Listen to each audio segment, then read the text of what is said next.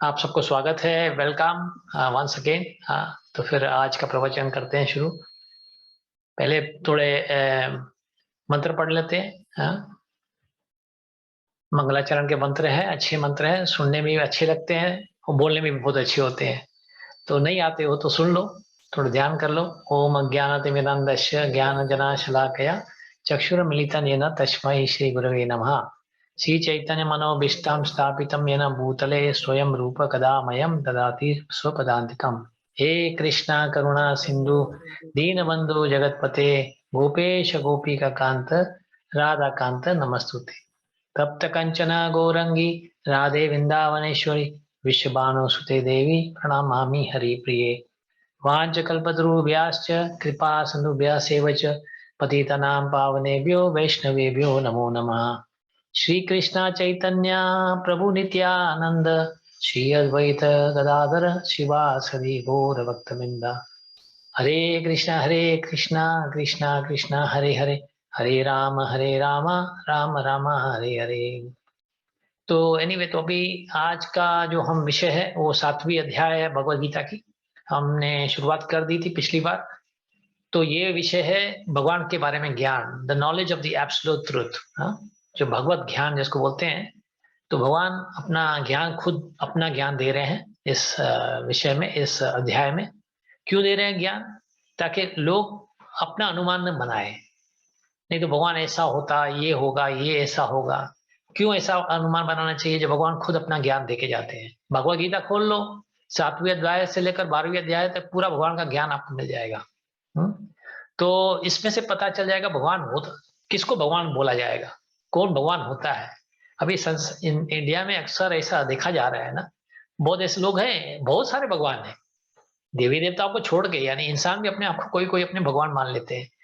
बोलते हैं ठीक है, इंसान कोई गुरु महात्मा हो, कोई ऐसे वेद शास्त्रों का ज्ञान होता है, थोड़ी बहुत उन्होंने कभी कभी समझो कि ऐसे करिश्मे कर लेते हैं ना, ऐसे चमत्कार कुछ कर लेते हैं, तो उस चमत्कार से समझ लेते हैं कि ये भगवान है। ये ऐसा नहीं होता। हाँ, कोई जादुई तरकीबें ऐसे करने से या चमत्कार करने से कोई भगवान नहीं बनता। हाँ, तो ये हमारी गलत फहमीन है और हमें इससे हटाना है। ऐसे इंडिया में अक्सर हो रहा है, जैसे अभी स्पेशली अभी आज की जो वर्तमान की बात है, जैसे चल रहा है साउथ इंडिया में, कोई एक नित्यानंद करके है, पता नहीं आप लोगों ने उसके बारे में सुना है कि नहीं है। वो तो बोलता है मैं साक्षात नारायण, मेरी भगवान कृष्ण से संपर्क होते रहता है डेली। वो बातें करता है, मैं उनसे बातें करता हूँ, उनसे पूछता हूँ क्या करना है क्या नहीं करना है। अभी सोचो, अरे तुम कौन, भगवान कौन? तुमने तुम एक साधारण इंसान हो। हाँ, बीमारियां आपको भी आती है, बुढ़ापा आपको भी आना है, मौत आपको भी आएगी। तो कौन से भगवान रहे तुम? हाँ, बोलते मैं भगवान हूँ। तो ऐसे इंसान इंडिया में अक्सर हो रहा है ना, ऐसी बहुत ऐसे। पिछले समय में भी, भूतकाल में भी ऐसा हुआ था, रजनीश्वर करके ऐसे कुछ भगवान, रजनीश्वर बोला जाता था उनको, भगवान का दर्जा दिया गया था। वो फिर बोलते हैं मैं भगवान नहीं हूँ, मेरे मेरे जो भक्त है मुझे भगवान बोलते हैं, तो ठीक है मैं क्या करूं? अरे ऐसे थोड़ी होता है।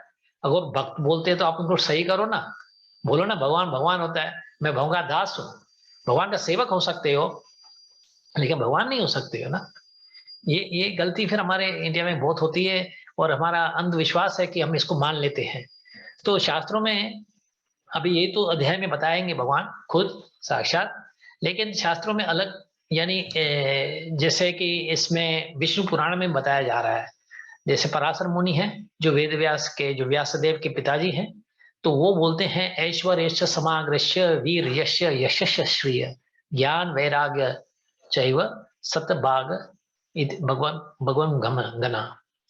तो ये क्या होता है कि भगवान, यानी समझो आपने पहले भी कभी सुनाया होगा ऐसा, कि भगवान यानी क्या होता है। जैसे बलवान होता है जिसके पास बल है, धनवान होता है जिसके पास धन है। तो भगवान कौन होता है? जिसके पास भग है।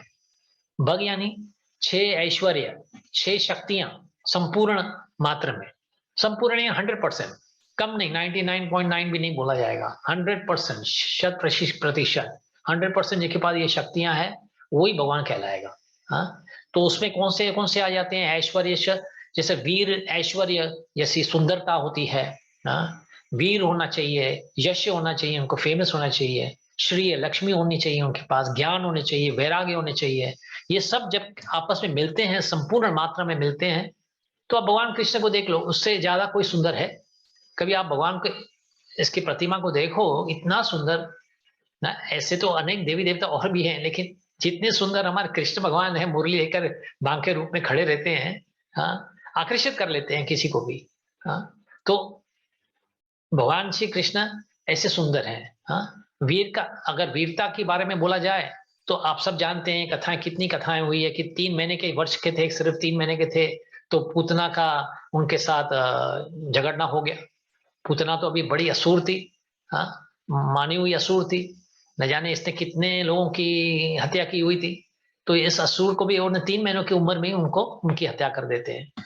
इस प्रकार न जाने और अनगिनत कितने ऐसे असुर आते हैं। उनको कंस के भेजे गए एक असुर थे, जो कंस उसके मामा थे, उनको पता था कि ये 8वां पुत्र देवकी का आके उसकी मौत का कारण बनेगा, तो उन्होंने अनेक प्रकार के असुर भेज रहे थे। तो जैसे शक्तासुर थे, त्रिनावर्ता, वत्सासुर, बकासुर, ऐसे धेनुकासुर, ऐसे कालिया, ऐसे अनेक अनेक अनेक प्रकार के ऐसे असुर, बड़े बलवान, बड़े ऐसे शक्तिमान ऐसे असुर थे। और उसकी उम्र कितनी, वही उम्र 3 महीने, 6 महीने, 1 बरस, 3 बरस जैसे थे। जैसे 7 बरस की उम्र में उन्होंने गोवर्धन उठा लिया था पहाड़। तो इनकी ये, इसको बोलते हैं शक्ति। ऐसे कौन है जो हमारे, जो अभी आजकल के जो भगवान बोलते हैं, भगवान भगवान करके बोलते हैं, है कोई ऐसे व्यक्ति जो ऐसे पहाड़ उठा ले हुए 7 दिनों के लिए अपने बाएं हाथ में, छोटी उंगली में, हाँ, 7 दिन में खड़े कर दे हुए? नहीं कर सकते ना। अरे पहाड़ तो छोड़ो, कुर्सी को भी नहीं उठा पाएंगे, पत्थर भी नहीं, गिलास पानी भी नहीं उठा पाएंगे 7 दिन के लिए। आप कोशिश करो 7 दिन, अपने हाथ में गिलास का पानी ले लो, पानी का गिलास ले लो एक, हाँ, वो भी नहीं उठा पाएंगे। तो ये पहाड़ की क्या बात, दूर की बात रहती है। तो भगवान अगर कहलाना है, तो ये सब जो गुण होते हैं, अगर सब मिल जाते हैं और 100% संपूर्ण मात्रा में मिल जाते हैं, उसी को भगवान कहा जाएगा। हाँ, तो हमें ये गलत व्याकुलता में नहीं पड़ना चाहिए कि भगवान कौन होता है, भगवान कोई नहीं होता। हाँ, हमारे हमारे अंदर में भी ऐसे है नहीं, हम इंसान हैं, हर जीव के अंदर में भी कुछ कुछ गुण भगवान के होते हैं। जैसे सुंदरता हो, ज्ञान हो, हाँ, कोई ऐसी शक्ति है, थोड़ी थोड़ी मात्रा में हमें भी है, लेकिन छोटे मात्रा में है। भगवान को प्यास पूरी मात्रा में है, हमारे पास छोटे मात्रा में है। क्यों? हम उसके अंश है ना। तो अंश को कुछ तो होगा ना। जैसे हमारे बच्चे होते हैं, पैदा होते हैं, तो बच्चे कुछ ना कुछ अपने माता पिता के गुण ले आते हैं ना। कुछ छोटे मोटे ऐसे गुण 100% सेम नहीं होंगे, शक्ल रूप में भी थोड़े थोड़े लगते हैं, अपने इसके बच्चे हैं, या कुछ ऐसे गुण हो जाते हैं, उसमें आ जाते हैं पिता के गुण, कुछ माता के गुण, कुछ दादा मामा, दादा दादी के गुण भी आ जाते हैं। हाँ, क्योंकि उसके अंश हैं। तो हम भी भगवान के अंश हैं, तो हमें भी तो कुछ ना कुछ भगवान के, लेकिन मात्रा कम है हमारी। हाँ, तो यही हमारे जीव में और भगवान में यही अंतर है। तो हम सब जीव है, ब्रह्मा से लेकर हम सब, जो चींटियां भी होती है ना, ये बड़ा ब्रह्मा तो यानी समझ सबसे सर्वश्रेष्ठ जीव हो गए। हाँ, तो वो क्रिएटर हैं, वो भी होने के बावजूद वो भी जीव है, हम भी जीव है, देवी देवता भी सब जीव है। हाँ, भगवान सिर्फ भगवान कृष्ण है, एक एकल ईश्वर कृष्ण, और सब भृत है। भगवान सिर्फ कृष्णा है, बाकी सब भृत है, यानी उनके नौकर चाकर हैं, उसके सेवक हैं, उसके दास हैं। हम देवी देवताओं से लेकर हम इंसानों तक और जानवर है, जो भी है मिला के, हाँ, सब उसके दास है।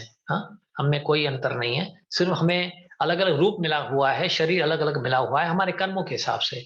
हम भी देवी देवता बन सकते हैं। ऐसे क्यों सोचते हैं कि हम कर्म बुरा करेंगे तो ठीक है, छोटी योनियों में बुरी, ऐसे जैसे जानवरों की योनियों में, या पेड़ पक्षी के योनि हमें लेनी पड़ेगी। लेकिन योनि हम अगर चाहे तो भगवान देवी देवता की भी ले सकते हैं, ब्रह्मा की भी योनि पा सकते हैं, ऐसा इंद्र की भी पा सकते हैं। ऐसे गुण करेंगे, ऐसे कार्य करेंगे तो मिल जाएगी। हाँ, लेकिन हम भगवान कभी नहीं बन सकते। छोटे भगवान बोला जाएगा, लेकिन भगवान का नाम नहीं देना चाहिए, क्योंकि भगवान भगवान होता है। भगवान यानी आपने अभी जैसे समझा, ऐसे सब शक्तियां आपके पास हो, तो वो उसको भगवान कहला जाएगा, नहीं तो भगवान नहीं होता। तो अभी इस, जैसे हमने पहले कुछ कुछ ऐसे श्लोक पढ़ लिए थे इस अध्याय में। आपको याद है कौन से श्लोक थे? आपको उसमें से कुछ, किसको याद होगा ये श्लोक क्या पढ़े थे हम?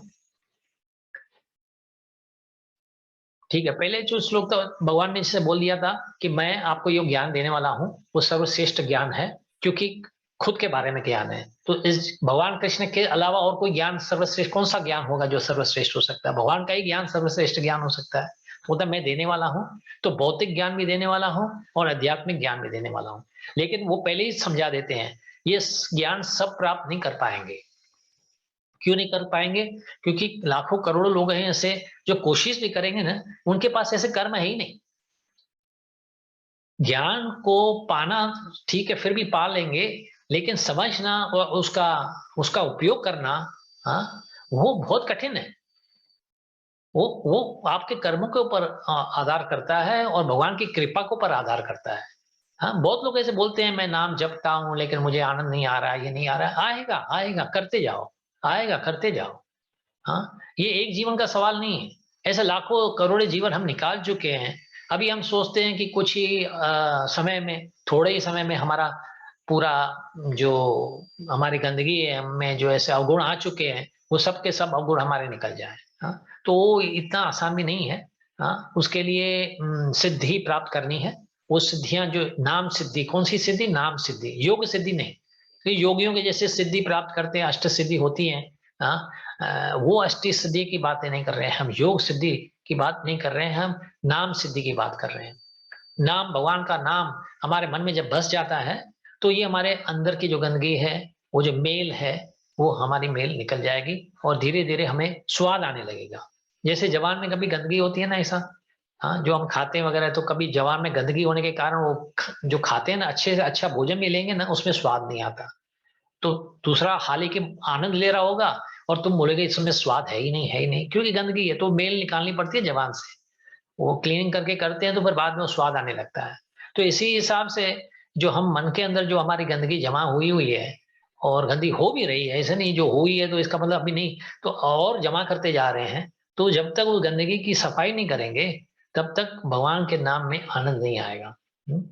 आप सहमत हो इस बात से? कितने ऐसे सोचते हैं कि ऐसा ही होगा, या किसका ऐसा तजुर्बा हो, ऐसा एक्सपीरियंस हो कि पहले की शुरुआत में आपको कितनी कठिनाई हुई थी और आज करते करते आपकी कठिनाई कम हो रही है, या अनजान में ऐसे ही पता ही नहीं आपको पड़ा कि, लेकिन धीरे धीरे आपकी कठिनाइयां दूर हो रही है? ये सही बात है कि? आप बताइए, आप में से कोई अगर ओपिनियन देना चाहे। सही बात है आप जो बोलने पर। करीबन 25-30 साल पहले की बात है कि आई वाज टोटली डिस्ट्रेस्ड एकदम। हम्म, दिमाग हम्म, हमेशा खराब रहता था। जब से इस मूवमेंट में आया, चांटिंग शुरू की, तो प्रभुपाद ने भी कहा है कि आप माला जपोगे तो guaranteed you will be all right. And similarly, based on his word, I also tell others, if you chant the mala for 1 month, your problem will be solved. So I have, from problem I have come out. That much I can say. This is my personal experience. Yes, very good. तो अभी आप और 25 वर्षों के बाद personally आपको लगता है कि आप उसमें से अभी कुछ आनंद पा रहे हो? आपको कुछ कुछ आनंद पा रहे हैं, लेकिन प्रोग्रेस नहीं कर रहा हूँ, स्पिरिचुअली प्रोग्रेस नहीं कर रहा। मटेरियली प्रोग्रेस की बात ठीक है, अभी in age of 67 I feel spiritual progress करना चाहिए, वो एडवांसमेंट होना चाहिए। वो नहीं हो रहा है due to lot of surrounding circumstance, not my individual problem but surrounding problem.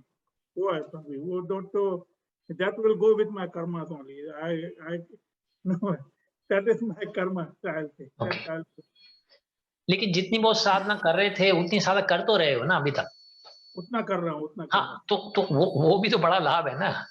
वो लाभ हमें ऐसा, हमें लगता है ऐसा कभी कभी ये कि ये ज्यादा नहीं हो रहा है हमसे, जो कर रहे हैं उतना कमी है। ये हमारी निम्रता है, ये हम अच्छा ही है, ये गुण अच्छा ही है। क्योंकि अगर हम सेटिस्फाइड हो जाते हैं ना, अगर हाँ मैं बहुत कुछ कर रहा हूँ, तो ज्यादा चाहे करने की चाहत भी नहीं आएगी मन में, और कोशिश भी नहीं करेंगे। लेकिन अगर हम हमेशा ऐसे सेटिस्फाइड नहीं होते हैं, अंदर में ऐसे फुल जैसे सोचते, जैसे गोपियां होती थी, कितनी बार कृष्णा को देखती थी पूरे पूरे दिन, पूरी जैसे रासलीला होती थी। रासलीला तो बताई जाती है कि एक रात्रि जो ब्रह्मा की रात्रि है इतनी लंबी होती थी। अभी ब्रह्मा की रात्रि तो अभी देखा जाएगा तो 4.6 मिलियन ईयर्स की रात्रि है। तो वो पूरे रात्रि में भगवान कृष्ण के साथ रहती थी, उसके बावजूद भी बोलते थे उनको आनंद नहीं होता, कम पड़ गई, बोलते नहीं कम पड़ गई। तो ये भावना अच्छी है। हम अगर ऐसे सोचने लगेंगे ना कि हम बहुत कुछ कर रहे हैं, देखो मंदिर में जाते हैं, जप करते हैं, दान दक्षिणा करते हैं, मैंने बहुत कुछ कर लिया और क्या करना है? नहीं, वो फिर हमारी गलती हो जाएगी। वो फिर यानी हम अहंकार में फंस गए, माया के जाल में फंस गए। हमें ऐसे ही हमेशा रखना है, भले कितने में बड़े, जैसे बड़े-बड़े ऐसे हमारे आचार्य ऋषि हैं, जैसे हरिदास ठाकुर थे, या तो भक्ति विनोद ठाकुर थे, वो अपने आप को थोड़े बड़े भक्त मानते थे। ये तो हम बोलते हैं कि बड़े हैं क्योंकि उनके कार्य देख के, उनकी जिंदगी का जैसे ऐसे कार्य करते थे जिंदगियों में उन्होंने किया हुआ है, वो देखकर मुझे बोलते हैं कि बड़े आचार्य थे, लेकिन खुद कभी अपने आप को आचार्य नहीं मानते थे। तो ये ऐसी भावना रखना अच्छा ही है। धीरे धीरे हम और भी बढ़ते जाएंगे और सीखने की और भी चाहत रखेंगे, और सीखने के लिए हम तैयार भी होंगे। कोई सिखाएगा, नहीं तो समझेंगे हम कुछ सब जानते हैं, हम प्रभुपाद को भी क्यों सुने, उसके पुस्तक भी क्यों पढ़े, या कौन से क्लासेस में भी क्यों जावे। नो, तो ये अच्छा ही है, आपकी भावना अच्छा है प्रभु। आप आपके कहने पर बहुत मैं उम्मीद करता हूँ कि दूसरों को भी कुछ प्रभाव पड़ेगा, और आप लोग भी, और कोई दूसरा भी कोई शेयर करना चाहता है तो प्लीज यू शेयर। सर मैं ये बोलना चाहता हूँ। हाँ बोलिए बोलिए प्रभु। पहले बड़े भैया बोल ले पहले। हाँ ठीक है, रमेश भैया बोलिए आप। देखो कभी कभी ऐसा होता है कि हम लोग को बहुत मटेरियली सक्सेस आ जाता है तो हम सोचते हैं हम बहुत स्पिरिचुअल है, क्योंकि मैं बहुत स्पिरिचुअल लाइफ अच्छा कर रहा हूँ, चैंटिंग कर रहा हूँ, एंड वो स्पिरिचुअल लाइफ नहीं माप के हम लोग अपना मटेरियल लाइफ मापते। हाँ देखो मैं इतना चैंटिंग कर रहा हूँ इसलिए भगवान ने मेरे को इधर 2 बंगलो दिया है, इधर 1 बंगलो दिया है। ये भी सोच विचार में बहुत लोगों में, बहुत डिवोटीज में देखा है, और मेरे को भी उन लोग लताड़ते, तूने नहीं चैंटिंग किया इसके लिए तू उधर का ही उधर रह गया। हाँ समझ गया ना? तो मैं क्या कहना चाहता हूं कि स्पिरिचुअल ग्रोथ कैसा मेजर करना चाहिए वो आप बताएंगे। अच्छा ठीक है, नहीं ये बात अच्छी है आपकी, and it will really help everybody. ये चांटिंग से मटेरियली ग्रो करेंगे ऐसा कुछ नहीं है, ऐसा कुछ नहीं है मेरे हिसाब से। मैं ऐसा समझता हूँ चांटिंग से आपको मटेरियल बेनिफिट मिलेगा, कोई फर्स्ट क्लास बंगला मिल जाएगा या बिलियनर बन जाओगे, ऐसा कुछ नहीं है, ऐसा कुछ नहीं है। माइंड का सेटिस्फेक्शन मिल जाए अंदर से, वो भी एक बड़ी बात है। अगर माइंड ठीक है, ये मैं भी मटेरियली बात कर रहा हूँ, मैं स्पिरिचुअली बात नहीं कर रहा हूँ। अगर अपने को एक संतोष आ जाए वो भी एक बड़ी बात है, वो भी है। अगर संतोष ही नहीं रहेगा तो आपके पास बिलियनर भी बन जाओगे तो आप बोलोगे कुछ नहीं है।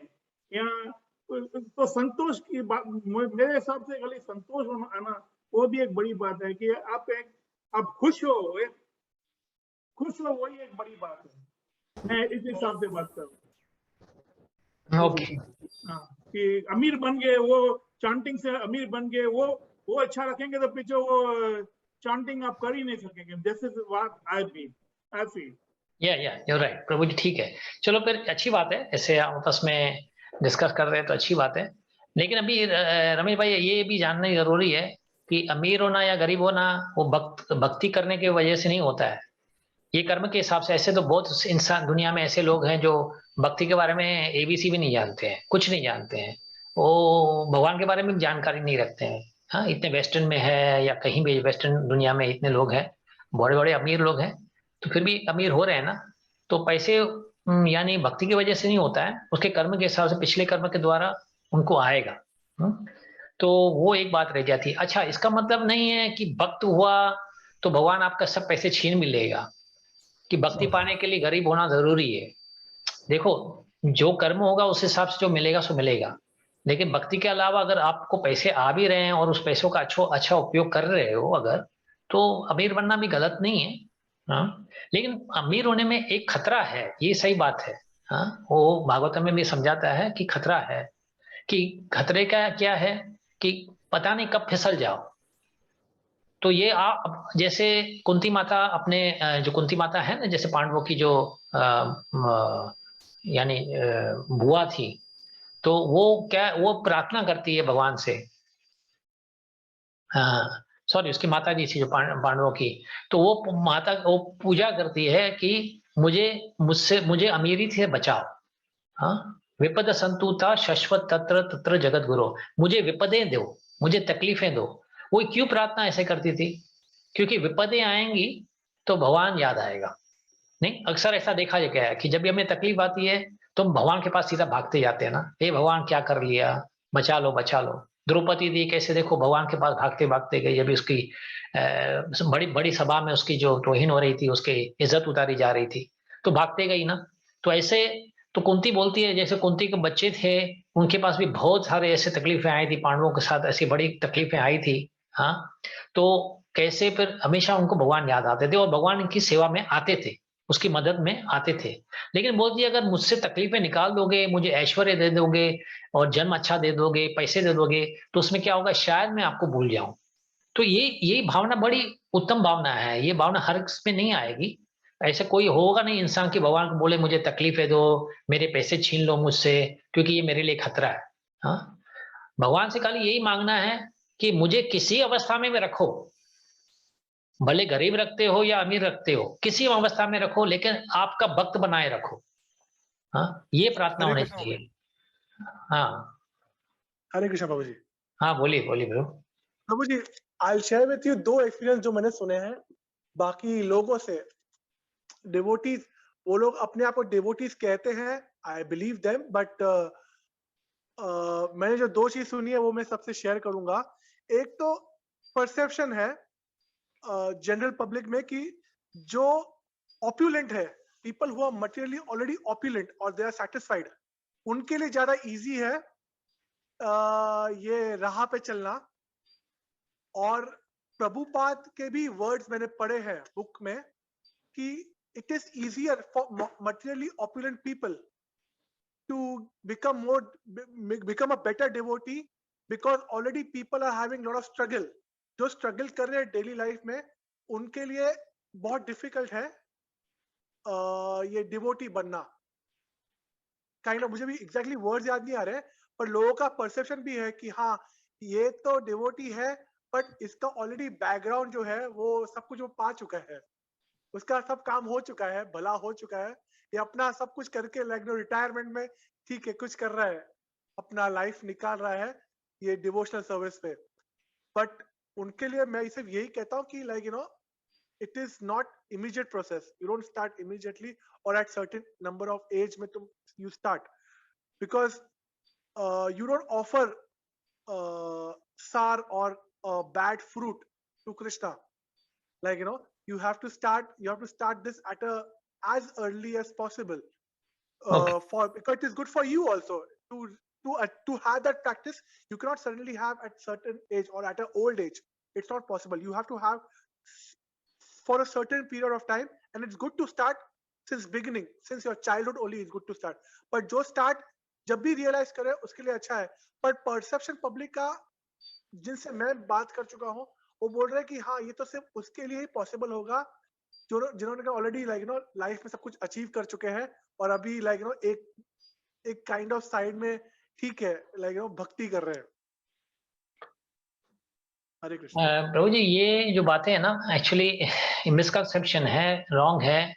ये भौतिकवादियों की बातें होती हैं। ऐसे सोचते हैं लोग, पहले कभी किसी को बोलो ना मंदिर में आया करो या कोई भगवान की ऐसी भक्ति वगैरह किया करो, तो बोलते नहीं नहीं, पहले अभी काम करने दो, पैसे कमाने दो, एक बार पैसे आ जाएंगे फिर मैं आराम से, फिर बिना कष्ट से मैं मंदिर में आया करूंगा, मुझे तकलीफ नहीं होगी। ये भ्रम है एक, ये बड़ा भ्रम है, क्योंकि एक बहाने होते हैं नहीं आने के। क्योंकि देखो, कृष्ण भगवान तो स्पष्ट रूप में बोलते हैं भगवद गीता में, देवी येषु गुण माई मम माया दुरतया। मम माया दुरत, ये जो माया मेरी है ना, जो करी है तो ये डिवाइन है, दैविक है। हाँ, क्योंकि इसमें बड़ी शक्तिमान है, ये भगवान की शक्ति है और ये एक कार्य में लगी हुई है। वो कार्य का कौन सा है? उसका हमें जीवों को सही रास्ते में ले आना और कठोर में कठोर जिंदगी देना, ऐसी जिंदगी देना कि हम सीखें। अगर सीखेंगे, कठोर जिंदगी नहीं देगी तो हम सीखेंगे नहीं। जैसे जेल में होता है तो जेल वालों के लिए जो प्रिजनर्स होते हैं, जो अंदर फंसे होते हैं, बंदी होते हैं, उनको थोड़ी सुविधाएं दी जाती है। अगर सोचो कि अगर जेलों में भी सुविधाएं दी जाए, अच्छे अच्छे कमरे, टेलीविजन, गाड़ियां वगैरह दी जाए, तो फिर तो सब लोग गलत करके जेल में ही जाएंगे, बोले हम बाहर क्यों रहे, और फिर हम जेल से निकले भी क्यों, हम खुश हैं इधर। तो ये भी संसार एक बड़ा जेल है। अभी इस जेल में हम फंसे हुए हैं, तो इस जेल में अगर हम सोचते हैं कि हमें सब कुछ सुख आराम मिल जाएगा और सुख आराम से मिलने के बाद हम भगवान के प्रति प्रेम जागृत करेंगे या भक्ति जागृत करेंगे, वो हमारी बड़ी गलती है, क्योंकि हम उस माया में फंसते ही जाएंगे। हाँ, उल्टा अगर कुछ नहीं होता, जैसे कुंती माता ने प्रार्थना में बताती है, विपद संतुता, मुझे तकलीफें दो इसलिए ताकि मैं भगवान में ध्यान दे सकूं, क्योंकि भगवान तब याद आता है जब तकलीफ आती है। जब संसार, देखो संसार से अगर जब तक हमें घृणा नहीं होगी ना, एक प्रकार की समझो कि खिलाफ नहीं हो जाते संसार से, तब तक हम भगवान के प्रति जाएंगे ही नहीं। वो तो क्लियर है। अच्छा, उसके ऐसे कुछ होएंगे, मैं नहीं बोलता हूँ कि अमीर लोग नहीं बनते, भक्त नहीं बनते, वो उनकी एक भगवान की कृपा होती है उनके ऊपर, और अच्छे अच्छे उन्होंने ऐसे कुछ ऐसे कार्य कर लिए होंगे जिंदगी, ऐसे पुण्य के कार्य कर लिए हैं। हाँ, अज्ञात सुकृति कहते हैं उसको। अज्ञात सुकृति क्या होता है? वो कोई भी कर सकता है, गरीब भी हो या अमीर भी हो। अज्ञात सुकृति होता है बिना जानते हुए कुछ ऐसी सुकृति कर ली, कुछ भक्त को दान दे दिया, कुछ पुस्तकें अच्छी खरीद ली, कोई प्रसाद ले लिया, कुछ आरती में भोग, जैसे कोई ऐसे प्रवचन चल रहा है उसमें बैठ के उसने ध्यान से सुना और कुछ ऐसे उसका प्रसाद पा लिया, ये सब अज्ञात सुकृति होते हैं। जिस कभी कोई इंसान अज्ञात सुकृति करता है तो उसको भगवान एक मौका देते हैं, फिर वो भले देखते नहीं है कि कौन किस प्रकार का इंसान है, पापी इंसान है कि भक्त इंसान है, वो नहीं देखते हैं। बस उन्होंने अज्ञात सुकृति की हुई है तो इसको एक मौका दिया जाता है। मौके के बाद अभी आपके ऊपर है, आप कितना आगे बढ़ते हो या वहीं पे रह जाते हो या पीछे चले जाते हो, वो आपके ऊपर है। हाँ, तो ये फेवरेबल विंड्स जैसे बोलते हैं ना, हवाएं जो जैसे तैरना जाता है कोई नदी में, तो वहां पे जो यानी करंट होता है पानी का, आप पानी के करंट के खिलाफ जाओ या पानी के करंट के साथ जाओ, तो आप देखो आसान किस में होता है। करंट के साथ साथ अगर नाव जाओगे तो आसानी से जाओगे, उसके खिलाफ जाओगे तो आपको तकलीफ होगी तैरने में। तो इन संसार भी ऐसा है कि आपके अगर सराउंडिंग फैक्टर्स जो हैं फेवरेबल है तो आपकी भक्ति अच्छी होगी, अगर अनफेवरेबल है तो पैसा on the contrary one way is actually a big obstacle. लेकिन if you are a strong devotee, हाँ, आपने वर्षों तक भक्ति की हुई है और सेवा की हुई है भगवान की, तो भगवान ऐसे भी नहीं है आपको पैसे देने से माया आपके सामने खड़ी हो जाएगी, क्योंकि आप तो भक्ति का साधना तो कर ही रहे हो ना, साधना अच्छा करते हो, भक्तों के साथ मेल जोल करते हो, तो फिर ऐसी माया आपके सामने नहीं कुछ कर सकती है। हाँ, वो फिर रुक जाएगी। लेकिन ये ऐसा कहना कि मुझे पैसे आएंगे, ये एक बहाना होता है, एक भ्रम है कि पैसे आने के बाद मैं भगवान के पास या मैं रिटायर्ड हो जाऊंगा तब कर लूंगा। अरे नहीं, ऐसा नहीं होता है। जैसे आपने बताया वो सही है विशाल जी, जो आप बोलते हैं ना, ये बचपन से ही करना चाहिए, from the very day you born. Actually Prahlad Maharaj कहते हैं भागवतम में, 5 बरस की उम्र जब हो जाती है ना, एक बार 5 बरस की उम्र में से शुरू हो जाने चाहिए। हाँ, क्योंकि मौत का थोड़ी ऐसा कुछ ऐसा गारंटी है कि कब आने वाली है। हमारी उम्र 70, 80, 90 या जो भी है होने वाली है, कब भी आ सकती है ना, कभी भी आ सकती है। तो कैसे बोल सकते हैं कि आगे चल के, कब आगे चल के। हाँ, तो ये भक्ति वाली जो है, आपको जिस दिन मौका मिले उसी दिन से शुरू कर दो, और सबके लिए ऐसे है। और कभी अपना ध्यान मत तोड़ो, ऐसे उसमें लगे रहो और धीरे धीरे बढ़ते ही जाओ। भले थोड़ा ही हो, जैसे अब इसे मैंने अच्छे कार्तिक के महीने आए तो कार्तिक में थोड़ा ज्यादा सेवा कर ली, ये कर ली, तो इसमें से सिद्धि प्राप्त होती है, हमें हमारा नाम सिद्धि प्राप्त होती है, हमें पुण्य मिलता है। हाँ? ये पुण्य हमारा अकाउंट ऑफ पुण्य बढ़ाते जाने चाहिए। ठीक है, हरे कृष्ण हरे कृष्ण हरे कृष्ण गौरी। प्रभु ओके, जी, सो हाँ प्रभु जी, मैं भी कुछ कहना चाह रहा था। बोलिए प्रभु जी, सॉरी आप बोलिए। एक हम लोग प्रार्थना करते हैं कभी कभी, हे भगवान मैं आपको कभी ना भूलूं। हाँ, अच्छा, दूसरी तरफ आपने बात बताई कि माता कुंती कहती है कि प्रभु मेरे जीवन में विपत्ति बनाए रखना ताकि मैं आपको ना भूलूं, हाँ, हमेशा आपको याद करूं।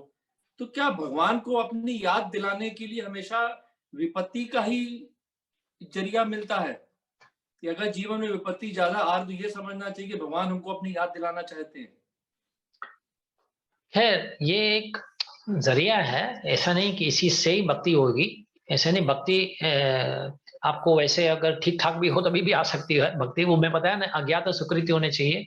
आपके पुण्य का अकाउंट में बैलेंस होने चाहिए ताकि आपको भक्ति मिले। हाँ, लेकिन अक्सर ऐसा ही होता है, अक्सर है कि दुखों में ही भगवान ज्यादा याद आते हैं।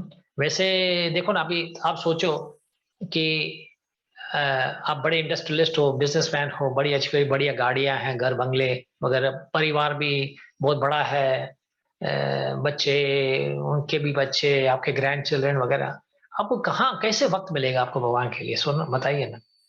अभी आपको जो जितना मिला हुआ है उसका भोग करने में ही आपका समय चले जाएगा। आज ये मीटिंग्स है, कल वो मीटिंग्स है। हाँ, तो ऐसा नहीं होता। लेकिन तकलीफ जब ये आती है, देखो आप डॉक्टर के पास कब जाते हो? ऐसे कितने इंसान होंगे जो ठीक ठाक होते हुए भी एवरी ईयर या एवरी 6 महीने डॉक्टर के पास बोलते हुए गए चलो मुझे चेकअप कर लो। बोले कुछ तकलीफ है क्या? नहीं है। तो क्यों चेकअप करवा रहे हो?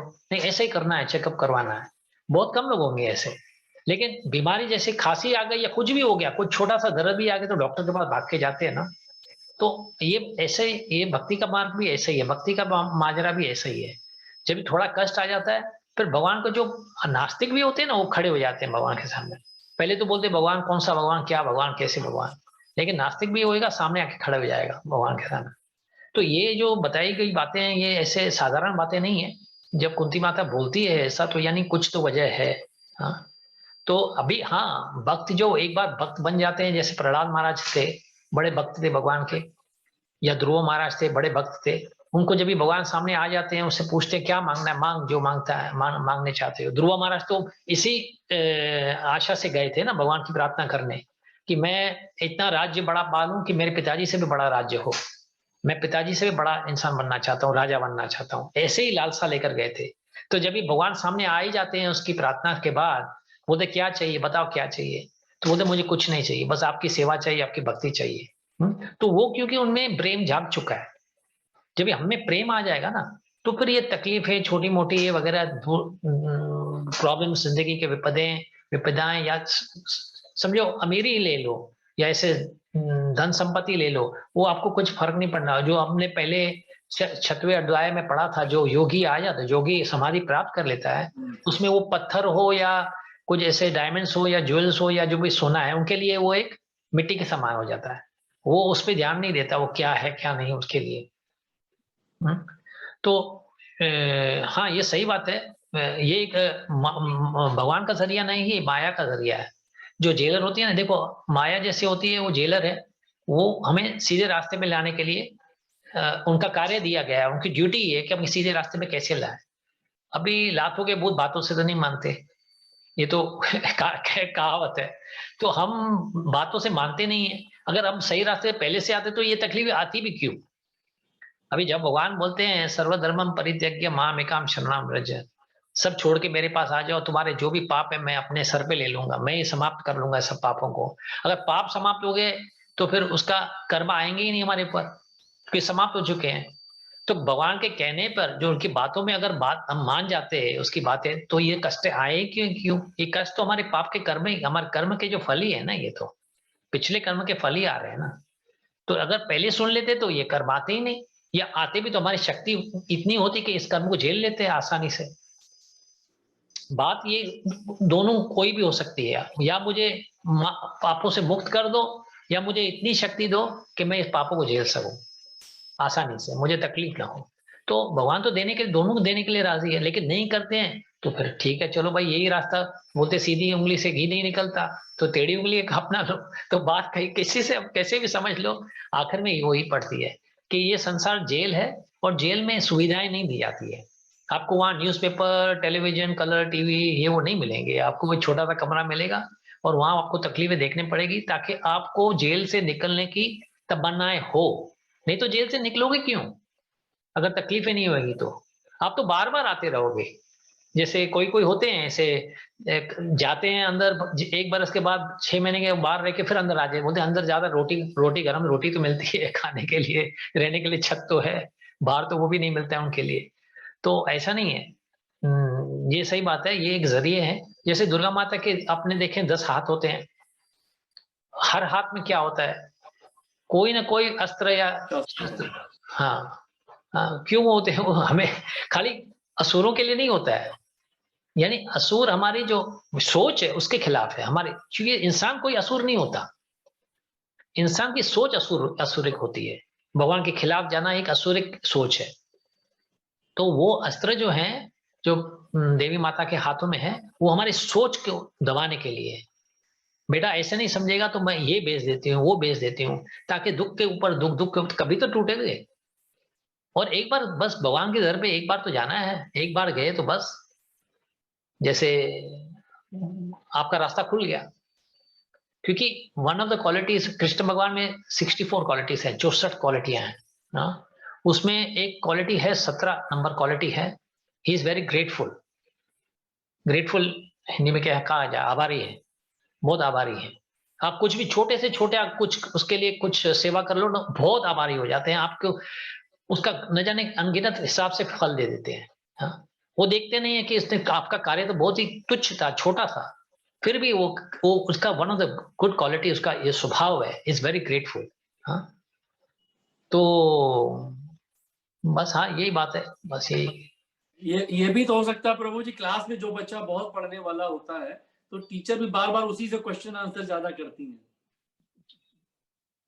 खैर वो जब सवाल तो सबके लिए होता है, अभी जवाब नहीं आएगा तो जब परीक्षा भी उसी की ज्यादा होती है जो बच्चा ज्यादा पढ़ाई करता है। खैर अभी ऐसा देखो, जो डिवोटीज होंगे ना, एक समय आ जाएगा उसको कोई भी प्रश्न कर लो या कोई भी तकलीफ कर लो, उसको तकलीफ नहीं लगती है। जो होशियार बच्चा होगा ना, उसके कोई भी प्रश्न सामने कर लो, उसके लिए प्रश्न कठिन प्रश्न नहीं होते, कोई भी प्रश्न कठिन। तो भक्त भी ऐसे हो जाते हैं, एक समय आ जाता है कि कितने भी कष्ट दे दो ना। अभी जैसे हरिदास ठाकुर की कथा है, वो तो कहते थे कि मैं जब मर जाऊं तो मुझे मेरी जो लाश है ना, वो सब पूरे संसार में घुमा के खींचते लेके जाओ, रगड़ते लेके जाओ, जमीन पे रगड़ते लेके जाओ, ताकि लोग देखें कि इस लाश का, इस जो शरीर है उसका क्या मूल्य है। कोई मूल्य नहीं है, जो मूल्य है वो आत्मा। तो ये तो सोच ऐसे ही भक्तों के पास आ सकती है, हम छोटे मोटे लोग इंसानों के पास ये सोच होएगी ही नहीं ना। तो ये सोच आने के लिए भी जो तैयारियां होनी चाहिए, जो हमारी भक्ति होनी चाहिए, ताकि हम वो सोच तक पहुंच सके। तो लेकिन ध्यान तो ऐसा होता है, देखो अभी माता पिता भी होते हैं आपके पास, कुछ ऐसे समझो कुछ 4-5 संतानें हैं, तो जो कमजोर संतान होती है उस पर ज्यादा ध्यान दिया जाता है। जो थोड़ा निर्बल होती है, जो कठिनाई में तो तकलीफ में होते हैं, बीमार होते हैं, उनमें ज्यादा ध्यान दिया जाता है, क्योंकि वो हम भी माता पिता है ना उसके। तो भगवान भी ऐसे ही करते हैं ध्यान। एक्चुअली जब भी कष्ट देते हैं, ये मत सोचो कि हमको जानबूझ के कष्ट दे रहे हैं। हाँ? आप थोड़े भावुक हो रहे हो प्रभु जी, I hope I didn't touch your sensitive part. लेकिन ये उनका प्रेम है, एक्चुअली भगवान का ये प्रेम है। जब भगवान आपको कुछ कष्ट देते हैं ना, तकलीफ देते हैं, उनका प्रेम है हमारे प्रति। नहीं तो ध्यान ही नहीं देते ना, छोड़ देते। अगर आपको भगवान के प्रति आना ही नहीं है तो बोले आओ ही, नहीं आना है तो नहीं आओ, मुझे क्या करना है। नहीं नहीं, वो घुमा फिरा के फिर कोशिश करते रहते हैं, बार बार कोशिश करते रहते हैं। ठीक है प्रभु जी, आई एम सॉरी अगर मैंने कुछ ऐसा। नहीं, आपने बहुत अच्छा बोला। ओके, तो ठीक है, अभी आज का जो श्लोक पढ़ लेते हैं थोड़ा, तो उसमें से अभी इस जानकारी देखो, भगवान अपने जो अपने बल का प्रदर्शन करते हैं। जैसे अभी मुझे बोला जाता है ना, भगवान है कौन। जैसे हम बताया कि किसी को भी भगवान मानना ये भी अपना पागलपन है, किसी को भी स्वीकार कर लेते हैं भगवान। अभी भगवान सृष्टि रचने के लिए क्या क्या नहीं करते हैं। देखो भगवान को सृष्टि से कुछ लेना देना नहीं है। अभी कृष्ण भगवान की आप कभी भी ऐसी प्रतिमा देख लो, उसकी मूर्ति देख लेते हैं समझो, तो कैसे खड़े होते हैं, बांसुरी लेके राधा रानी बगल में बैठी हुई थी, खड़ी होती है, और बांसुरी बजा के त्रिभंग जो ललितम यानी तीन तीन भंगों में, ऐसे भागों में ऐसे खड़े होके, टेढ़ापन से खड़े होके अपनी मुरली में बजाए रहते हैं। उनमें कोई ऐसे लगता है कि कोई ये सृष्टि चलाने वाला हो ऐसा। अभी दूसरे जब भी देवी देवता देखते हैं, कुछ न कुछ कार्य में लगे रहते हैं, कोई ध्यान करते रहता है, कोई अस्त्र वस्त्र लेके खड़े होते हैं। हाँ, तो ऐसे खड़े रहते हैं। लेकिन भगवान श्री कृष्ण के पास ना अस्त्र है हाथों में, आप बोलोगे विष्णु के हाथ में है, लेकिन वो भगवान का अंश है। हाँ, तो भगवान क्या करते हैं सृष्टि रचने के लिए, हाँ, पहले पहले एक अपना अंश, जो मुख्य अंश होता है उनका, वो बलराम होता है, जो मुख्य है वो अंश उसका बलराम है। तो बलराम के बाद जो भी आते हैं अंश, जो उसको बोलते हैं अवतार, जो भी बोल दो, वो दूसरे जैसे विष्णु नारायण आ गए, विष्णु आ गए जाते हैं, वो जाके वो सृष्टि की रचना करते हैं। भगवान श्री कृष्ण को लेना देना नहीं है, वो अपने रासलीला में लगे पड़े हैं, अपने अनेक लीलाओं में लगे पड़े होते हैं। उनका कार्य है लीला करना भक्तों के साथ। हाँ, अभी जितने जीव हम इस संसार में रहते हैं ना, उससे 3 गुना जीव गोलोक में रहते हैं, आध्यात्मिक परमात्मा के पास रहते हैं। हाँ, आध्यात्मिक संसार में रहते हैं 3 गुना बार। तो उनका उधर ज्यादा कार्य है और वो क्या करते रहते हैं, भगवान की सेवा करते रहते हैं और भगवान की चाहते हैं कि भगवान के साथ लीलाएं करें, उनके साथ खेले कूदे, तो वो भगवान उसी में लगे रहते हैं। तो उनको समय कहाँ मिलेगा हमारा ये संसार चलाना। तो वो क्या करते हैं, अलग रूप में आते हैं। उनका रूप ये है, बलराम जो रूप है संकर्षण, जो माँ संकर्षण कहलाया जाता है, उस माँ संकर्षण से नारायण आते हैं, 4 भुजाएं वाले नारायण आते हैं, वो वैकुंठ में वास करते रहते हैं। हाँ, और फिर उसमें से विष्णु भी होते हैं। अभी आप सोचते होंगे विष्णु, हमने तो सुना है विष्णु, ठीक है चलो विष्णु आते हैं, विष्णु है, लेकिन आपको पता है कितने विष्णु हैं? 3 विष्णु होते हैं। हाँ, महाविष्णु होते हैं जिससे पूरी सृष्टि की रचना, महाविष्णु कुछ नहीं करते रहते। आप देखोगे कि वो कारण सागर में लेटे हुए होते हैं, आंखें बंद करे हुए होते हैं, और उनके जो त्वचा है, उन त्वचा में से अनगिनत सृष्टियां रची जाती है, ब्रह्मांड पैदा होते हैं। हाँ? तो अनगिनत ब्रह्मांड पैदा होते जाते हैं। उस हर ब्रह्मांड में जाके एक दूसरे विष्णु होते हैं जिसको गर्भदायी विष्णु बोलते हैं। गर्भ यानी समझ सकते हो, जो स्त्री का गर्भ होता है जिसमें से संतान पैदा होती है। तो उसी नाम से आप जान सकते हो कि गर्भदायी विष्णु से पहला व्यक्ति यानी जीव पैदा होता है, वो है ब्रह्मा। उसके नाभि में से एक कमल का फूल उगता है और उस कमल के फूल में से एक ब्रह्मा आते हैं। अब सोचो ये साइंस कितनी बड़ी है।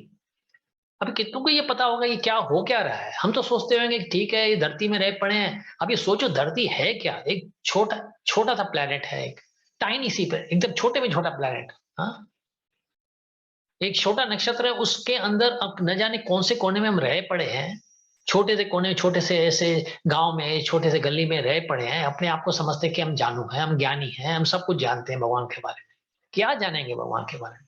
ये सोचो ना, एक नाभि में से कमल का फूल आए, उसमें से ब्रह्मा जो सृष्टि के रचक है, जो रचने वाले हैं सृष्टि, वो पैदा होते हैं। और उसके ढाली के अंदर, जो कमल की जो ढाली है, उसमें पूरा हमारा जो ब्रह्मांड है उसमें वास कर रहा है। उसमें 14 प्लैनेटरी सिस्टम्स लगे पड़े हैं, जो अलग अलग, जो स्वर्ग लोग से उच्च लोक से नीच लोक तक, जो पाताल लोक तक है, ब्रह्मा लोक से पाताल लोक, उसमें वास, उसमें रचा हुआ है उस ढाली के अंदर। अब सोचो कमल का फूल कितना बड़ा होगा। हाँ, जो हमारा जो ब्रह्मांड है, यूनिवर्स है, जिसमें हम अभी रह पड़े हैं, उस दिन मैं उस भागवत में पढ़ रहा था, उसकी साइज का वर्णन किया हुआ है। उसकी साइज है 4 billion miles by 4 billion miles. हमारा एक ब्रह्मांड छोटा सा, जो हमारे छोटा से छोटा ब्रह्मांड है, क्योंकि हमारे ब्रह्मांड में जो ब्रह्मा है ना, वो चार मुख वाले हैं। ये छोटे में छोटा ब्रह्मा है। वैसे 8 मुख, 12 मुख, 100, 120 मुख, 1200 मुख, 12,000, 1,20,000 मुख वाले भी ब्रह्मा है। तो आप सोचो उनका जो ब्रह्मांड हुआ कितना बड़ा होगा। हाँ, तो ऐसे ब्रह्मांड की रचना हो रही है हमारे महाविष्णु से। और हर ब्रह्मांड के अंदर जाके गर्भोदक्षाई विष्णु जाके वास करते हैं, और वहां से वो ब्रह्मा पैदा होता है। कहाँ पे 4 मुख वाला होता है, कहाँ पे 12 मुख वाला, कहाँ पे 120 मुख वाला, ऐसे ब्रह्मा पैदा हो रहे हैं। और फिर उस ब्रह्मा में से जब जीव आते हैं, रचना होती है, तो हर प्रत्येक वस्तु में, प्रत्येक भौतिक पदार्थ में और जीव में जाके भगवान क्षीरोदक्षाई विष्णु के हिसाब से परमात्मा के रूप में जाके वास करते हैं। वो है क्षीरोदक्षाई विष्णु। क्षीर यानी सागर, जो दूध का सागर। हाँ, तो एक कारण का सागर है, एक जहाँ पे एक महाविष्णु वास करते हैं, गर्भ का सागर है, और दूसरा है क्षीर का सागर है। वो क्षीर का सागर है, वो नारायण है, और वहां पे वो नारायण जो हमारे भीतर वास करते हैं, हाँ, उसको नारायण बोला जाता है। अभी सोचो ये होते हैं भगवान। जो कृष्ण को कुछ लेना देना नहीं है, वो तो खेला जा रहा है उधर, उसको पता ही नहीं है क्या हो रहा है। उसके जो कंपनी के, उसके जो सिस्टम के जो मेन लीडर्स हैं, यानी जो विष्णु हैं, वो कार्य किए जा रहे हैं। हाँ? और उसमें भी जो महाविष्णु है वो भी लेटा हुआ है, वो ज्यादा कार्य नहीं करता है। वो खाली लेटा हुआ है, महालक्ष्मी जो बैठी हुई है उनके चरणों पे उसकी सेवा हो रही है, बस, और कुछ नहीं करते। बस उसके सांस लिए जा रहे हैं, सांस छोड़े जा रहे हैं, लिए जा रहे हैं, छोड़े जा रहे हैं। उस सांस लेने से और छोड़ने से हमारा पूरा सृष्टि का रचना होती है, और उसकी प्रलय भी होती है। सब जब सांस लेते हैं तो पूरी सृष्टि की सृष्टि इसके शरीर में समाई जाती है, और जब सांस छोड़ते हैं तो फिर नई सृष्टि रची जाती है। तो इसमें एक एक आप समझो सांस में न जाने कितना समय लग जाता है। तो कैसे पुरुष होंगे, ये भी पुरुष है, ये सब तीनों को पुरुष का नाम दिया गया है। और हम अपने आप को पुरुष समझते हैं, हम इंसान समझते हैं हम पुरुष हैं। हाँ, हमने ये किया, हम पुरुष यानी कौन, जो भोग का आनंद लेता है उसको पुरुष कहा जाता है। हाँ, एक्चुअली हम समझते हैं हमारा शरीर जिस तरह से है, हम मेल हैं या ऐसे पुरुष का शरीर है तो हम पुरुष हैं और नारी और स्त्री होती है। ऐसा नहीं होता है। जिसका भोग लिया जाए, जो भोग लेता है वो पुरुष, और जो भोग का कारण बनता है वो स्त्री। तो हम इस हिसाब से देखा जाएगा कि हम भगवान की सेवा में हम हमारा कार्य है भगवान की सेवा करना, यानी भगवान को भोग देना। तो हम भी स्त्री हो गए, हम भले आपको पुरुषों का ऐसा रूप मिला हुआ है, ऐसा रूप, इसका मतलब नहीं कि हम पुरुष हो गए, हम भी सेवक ही हैं। जितनी सेवक स्त्रियां हैं हम भी उतने ही सेवक हैं। हमारा शरीर भले पुरुषों का हो, लेकिन हमारी आत्मा जो है वो स्त्री है। हाँ, और उसका कार्य है भगवान की सेवा करना। तो भगवान को भोग करना, तो भोक्ताराम यज्ञ तपस्यम, कृष्ण जैसे 6वें अध्याय में बोलते हैं, भोक्ताराम यज्ञ तपस्यम, भोक्ता मैं ही हूँ। सब तपस्या जो दुनिया में संसार में हो रही है, जो भी कार्य करते हैं संसार की, उसका भोक्ता मैं हूँ। हाँ, तो इसमें से समझ जाने चाहिए कि भगवान किस भगवान की बात कर रहे हैं। ऐसे किसी आसान कोई भी ऐसे कोई साधारण इंसान को भगवान मत मानिए। किसने बोल दिया या किसने बता दिया ये भगवान है, ये भगवान है, उसको भगवान मत मानिए। भगवान के ये लक्षण होते हैं, ये है उनमें गुण, जिसमें जो बोल रहे हैं कि भगवान है, तो ये गुण हो, बताओ तुम्हारे नारायण कौन है, तुम्हारे विष्णु कौन है, कहाँ के वास करते हैं आपके विष्णु, कौन सी सृष्टि रच रहे हैं। हाँ, तो जाके वो बोल सकते हो कि ये भगवान हो सकते हैं। तो भगवान अभी इसमें अपने बता रहे हैं कि कैसे इस शक्तियों के द्वारा कैसे रचना करते हैं। तो पहले क्या, जब ये सृष्टि रची जाती है तो भगवान, अभी मैं आपको सामने ये वर्ड्स डाल देता हूं, एक सेकेंड। ठीक है, दिस इज टेक्स्ट 4। ओके, आप में से कोई पढ़ना चाहेगा प्लीज? पढ़ लेता हूं भाई। हाँ, पढ़ लो प्रभु जी।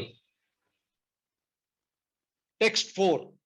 भूमिर आपो नलो वायु खम मनो बुद्धिर एवच अहंकार इतियम में भिन्न प्रकृति अष्टधा। Earth, water, fire, air, ether, mind, intelligence and false ego. All together these 8 constitute my separate material energies. कि जो भगवान बोलते हैं कि एक सेकेंड, कि अपनी शक्तियों का प्रदर्शन करते हैं। अभी बताते हैं कि 2 प्रकार की भगवान की शक्तियां होती हैं, पराशक्ति और अपराशक्ति। तो एक होती है स्पिरिचुअल एनर्जी, और अपरा जो होती है मटेरियल एनर्जी होती है। यानी भौतिक और आध्यात्मिक शक्तियां। तो जो भौतिक शक्तियां होती है उससे भौतिक पदार्थ पैदा होते हैं, उससे प्रकट होते हैं। तो वो भौतिक जो पदार्थ होते हैं, तो उसमें जो हमारी आध्यात्मिक शक्तियां हैं उसका वो भोग करती है। लेकिन जैसे हम इंसान हैं, इस धरती पे रह पड़े हैं, तो ये धरती किससे बनी हुई है? ये जो हमने आप अभी पढ़ा, जो अभी पढ़ा, इसमें 8 प्रकार के वस्तुएं समझ लो, एलिमेंट्स जो होते हैं वो उसमें वास करते हैं, उसमें से बनाए जाते हैं। जैसे धरती रही, या जल रहा, या वायु रही, या अग्नि रहती है। तो उसमें वो उससे बनी हुई होती है। सही बात है ना? तो उससे ये अभी सोचो कि ये वैसे नहीं होती तो कहाँ से आती? इसको महत तत्व कहा जाता है। इससे उत्पन्न महाविष्णु करते हैं। ये जैसे हमने बताया कि ब्रह्मांड का संपूर्ण जो भौतिक जो शक्ति है वो महाविष्णु के शरीर से आती है, उसको महत तत्व कहा जाता है। उससे उत्पन्न हो जाता है। और जो दूसरे जो गर्भोदक्षाई विष्णु है उसमें समान जो समस्त ब्रह्मांडों में जो प्रवेश करते हैं उसमें, और उसमें अनेक प्रकार के जैसे जीव आ जाते हैं, उसमें विविधता उत्पन्न होती है उसमें से जो गर्भोदक्षाई विष्णु से है। और जो क्षीरोदक्षाई विष्णु बताया जो समस्त ब्रह्मांडों में सर्वव्यापी परमात्मा के रूप में जाते हैं। अगर परमात्मा नहीं होते ना तो कुछ नहीं जीवित रह सकता। वो परमात्मा के वजह से ही सब जीवित है। हम शरीर में हमारे जीव जो है, हमारे के अंदर आत्मा भी है और परमात्मा भी है। हर यहाँ तक कि हर वस्तु में एक परमात्मा है। अगर परमात्मा नहीं होता तो वस्तु भी नहीं होती। तो ये जो भौतिक संसार है, वो एक एक्चुअली देखा जाए तो भगवान की एक शक्ति है, लेकिन क्षणिक शक्ति है, टेम्पररी शक्ति है। हाँ, तो ये जो भी कार्य हो रहे हैं इस संसार में, वो ये 3 विष्णु जो है ना, अवतार जो मैंने बताए थे, वो उनके निर्देशित हैं, वो उनको संभाल करते हैं, यही उसके कार्य किया जाता है। कृष्ण भगवान को कुछ लेना देना नहीं है। हाँ, तो ये जो भगवान की साइंस जो है, विज्ञान जो जानते हैं, हाँ, कि कोई ये समझते हैं कि ये जो संसार है हमारे भोग के लिए, जो भौतिक संसारी जो मटेरियलिस्ट होते हैं ना, जो भौतिक संसारी लोग होते हैं, वो समझते हैं कि जीव भोग के लिए ये संसार बनाया गया है, और हम जो है सब पुरुष हैं, हम भी पुरुष हैं, हम इसका भोग ले सकते हैं। लेकिन जो वो ये समझते हैं कि भौतिक शक्ति जो के कारण ही नियंता तथा भौतिक भोक्ता जो है वो हम ही है। हाँ, ये सब गलत फहमी है, ये ऐसा नहीं होता है, ये सब बनाया गया है, भगवान के सेवा के लिए वो बनाया जाता है। तो ये जो निष्कर्ष जो है, ये सब झूठा निष्कर्ष है। हमसे इससे बच के रहना चाहिए, क्योंकि इसमें अगर फंस जाएंगे ना, अगर ये सोच के कि हम ही भगवान है, ये संसार हमारे लिए बनाया गया है, तो हम इसका आनंद लेते हैं, हम इसका भोग लेते हैं, तो हम इसमें फंसे रहेंगे और यहाँ से बाहर निकलने का हमें मौका ही नहीं मिलेगा। तो ये तो रहा भौतिक संसार। अभी दूसरा भी एक संसार है जिसमें जैसे ब्रह्म ज्योति होती है जिसको, हाँ, तो जो ब्रह्म ज्योति है, तो निर्विशेषवादी होते ब्रह्म ज्योति को ही अपना चरम लक्ष्य समझते हैं। तो वो आध्यात्मिक है, लेकिन वो चरम लक्ष्य नहीं हो सकता। हाँ, क्योंकि वो है आध्यात्मिक शक्ति है, तो वो क्योंकि क्या है, परवयोमा में है, वो स्पिरिचुअल स्काइज में है, it's lying in the spiritual skies. लेकिन उसमें क्या है, भिन्नताएं नहीं है, उसमें वैरायटीज नहीं है। हाँ, तो उसमें इंसान ज्यादा समय नहीं रह पाएगा। तो इसलिए जो ये भी है, जो ज्ञान है वो अपूर्ण ज्ञान है, इज इनकम्प्लीट ज्ञान। तो भौतिक ज्ञान गलत है, जो ब्रह्म ज्योति वाला ज्ञान है वो अपूर्ण है, इम्पर्सनलिस्ट है, वो अपूर्ण है, वो अल्टीमेट गोल नहीं बनाया जा सकता, उसको अंतिम लक्ष्य नहीं बनाया जा सकता। और जो परमात्मा भी है, वो जो है एक, वो भी एक है तो सर्वव्यापी है, हर जगह पे है, तो लेकिन वो भी शाश्वत नहीं होता। शाश्वत यानी हमारे साथ हमेशा नहीं रहेगा। जब भी प्रलय आने का समय आएगा ना, तो ये परमात्मा ही आत्मा सबके सब निकले जाएंगे अंदर, महाविष्णु के अंदर। तो फिर यानी वो भी शाश्वत नहीं है।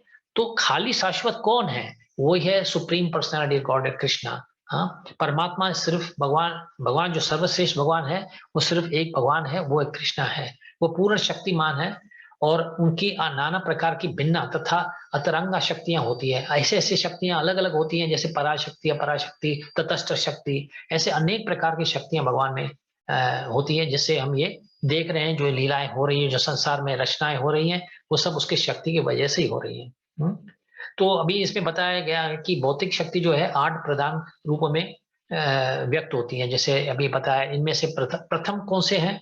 जो 5 प्रथम वाले होते हैं, पृथ्वी, जल, अग्नि, वायु, हाँ, तथा आकाश। हाँ, तो ऐसे ही जो है स्थूल, अथवा इसको स्थूल शक्ति भी कहते हैं, ग्रॉस, जिसको बोलते हैं ग्रॉस एनर्जी। हाँ, वो विराट भी होती है, हाँ, बड़ी संख्या में होती है, तो बड़े विराट भी है, और लेकिन स्थूल भी है। और उसमें से जो इसी में से ही जो है ना इंद्रिय विषय पैदा होते हैं। हाँ, तो जैसे समझो कि वायु है, जो शब्द है, स्पर्श है, रूप है, रस है और गंध है। जैसे धरती है, उसमें से गंध, जैसे सुगंध होती है धरती में, आप देखोगे ना सुगंध होती है। नहीं तो देखो फलों और फूलों में सुगंध कहाँ से आती है? अगर धरती में सुगंध नहीं होती, तो ये फूलों में जब भी बीज होते हैं, जब बीज खरीदते हैं कुछ पोखने के लिए, उस बीज में कोई गंध होता है क्या? कुछ नहीं गंध होता है। लेकिन बीज जब भी बोए जाते हैं और उसमें से पेड़ आते हैं, फल आते हैं उसमें से, तो उसमें से सुगंध आने लगती है ना। तो कहाँ से हम समझे, कैसे समझे कि कहाँ से ये सुगंध? तो वो जमीन से आती है। तो इसी प्रकार से दूसरे जो तत्व हैं, जैसे जल है, अग्नि है, वायु है, उसमें से शब्द, स्पर्श, रूप और रस, ये सब उन्हीं में से आते हैं। हाँ, तो ये सब धीरे धीरे जमा होते होते 24 प्रकार के तत्व हो जाते हैं। तो ये जो संसार बना हुआ है ना, वो 24 तत्वों से बना हुआ है। तो ये सब भौतिकवादी, हाँ, ये नहीं समझते हैं। हाँ, उनका ज्ञान सिर्फ यहीं तक है, जो मेन जो 5 ग्रॉस एलिमेंट्स हैं, जो धरती, अग्नि, वायु वगैरह है, तो वो ही उनका ज्ञान वहां तक है। लेकिन जो फिलोसोफर्स होते हैं, समझो कि दो के ज्यादा दार्शनिक होते हैं, वो थोड़ा बहुत मन को भी मान लेते हैं। हाँ, लेकिन वो भगवान कृष्ण को अभी तक नहीं जान पाते, वो मन को समझते हैं, तो उसका ज्ञान भी अपूर्ण ज्ञान हो जाता है। हाँ, वो भी ज्ञान अपूर्ण हो जाता है, क्योंकि भौतिक वस्तुएं तो तत्व तो जान लिए, लेकिन भौतिक तत्व जानना ही पूरा ज्ञान नहीं होता। अगर मैंने जान लिया कि धरती, अग्नि, जल, वायु, इनसे ये सृष्टि रची गई है, लेकिन इसके पीछे इसके रचक कौन होते हैं, इसका नियंत्रण कौन करता है, वो हम नहीं जानते हैं, तो ये ज्ञान पूरा नहीं होता है। इसको अधूरा ज्ञान कहा जाएगा। हाँ, तो ये जो एट द एंड देखा जाएगा कि भगवान ही 8 विभिन्न शक्तियों से जगत के 24 तत्व प्रकट होते हैं, जो नास्तिक सांख्य दर्शन के विषय हैं। ये सिर्फ जो है खाली जो नास्तिक होते हैं इसका विषय यही होता है, बाकी वो कृष्ण के बारे में कुछ नहीं जानते। तो देखो अभी इसमें से पता चला कि हम कैसे 3 गुणों को, 3 शक्तियों से, 3 यानी हमारे पुरुष विष्णु से हम कितना कुछ पा लेते हैं, कितनी ये सृष्टि कैसे रची जा रही थी, ये इसमें कैसे तत्व आते हैं, कैसे भगवान की शक्ति होती है। ये इसकी भगवान की पराशक्ति है। हाँ, भूमि अपो नलो वायु खम मनो बुद्धि एवच अहंकारम इति यम में भिन्न प्रकृति अष्टद। तो ये जो अर्थ, water, fire, air, ether, mind, ये जो है ये फॉल्स ईगो, ये एक जो पहले वाले जो हैं ग्रॉस हैं, earth, water, fire, air, ether, ये ग्रॉस है, और स्थूल वाले हैं जो mind, intelligence and false ego. ये दिखते नहीं है लेकिन है। हाँ, ये भी तत्व ही है लेकिन है। इसके कॉम्बिनेशन से ही, इसके मिलने से ही सब कार्य होते हैं। हाँ, अगर ये नहीं होते, अगर मन नहीं होता, इंटेलिजेंस ना होता, अहंकार ना होता, तो हम इसका उपयोग करते ही नहीं। हम तो एक ही जगह पे बैठ जाते, कुछ करते। बुद्धि नहीं होगी तो धरती से क्या करना है, कैसे पेड़ पोखने हैं, क्या करना है, पानी से क्या करना है, हम जानते ही नहीं ना, तो कैसे कार्य करेंगे हम। हाँ, तो ये जानना जरूरी। अभी ये भगवान शुरुआत कर रहे हैं कि ये कैसे ये इनकी जो शक्तियां हैं वो कैसे शक्तियों से के द्वारा ये सृष्टि रची जाती है। हाँ, लेकिन अभी एक खाली और वर्स पढ़ लेते हैं, उसमें से आपको समझ में आएगा कि पहले जो हमने पढ़ा उससे क्या ताल्लुक रखता है। कोई पढ़ लेगा प्लीज? पढ़ लूं? हाँ, पढ़ो पढ़ो प्रभु जी। टेक्स्ट 5, अपारे यम इतस्त्व अन्यम प्रकृतिम विद्धि में परम जीवभूतम महाभावो ययेदम धैर्यते जगत। Besides these, O mighty arm Arjuna, there is another superior energy of mind which compromises the living entities who are exploiting the resources of this material inferior nature. हाँ, तो अभी यहाँ पे आपको समझ में आया होगा कि कैसे एक जो शक्ति देखी थी कि इसके अलावा परेयम, यानी इसके अलावा जो है दूसरे, हाँ, अपरेयम इतस्त्वम अन्यम प्रकृति विधि में पराम शक्ति जो है, जो हमारी दूसरी शक्ति है, वो सुपीरियर एनर्जी है। वो कौन है? वो जीवभूत है। जीवभूत जो हम हैं सब, वो क्या कर रहे हैं? वी आर एक्सप्लॉइटिंग, हाँ, exploiting the resources of this material inferior nature. देखो ना हम कैसे जीव अपने जो हमें दिया गया है उसका उपयोग तो कर ही रहे हैं ना। हाँ, जो धरती है उसका उपयोग किया जा रहा है, पानी है, जल है, उसको पीते हैं। हाँ, वायु है तो उसका, उसमें से हमें सांस लेने की शक्ति होती है, सांस लेते हैं, जीते हैं उसमें से।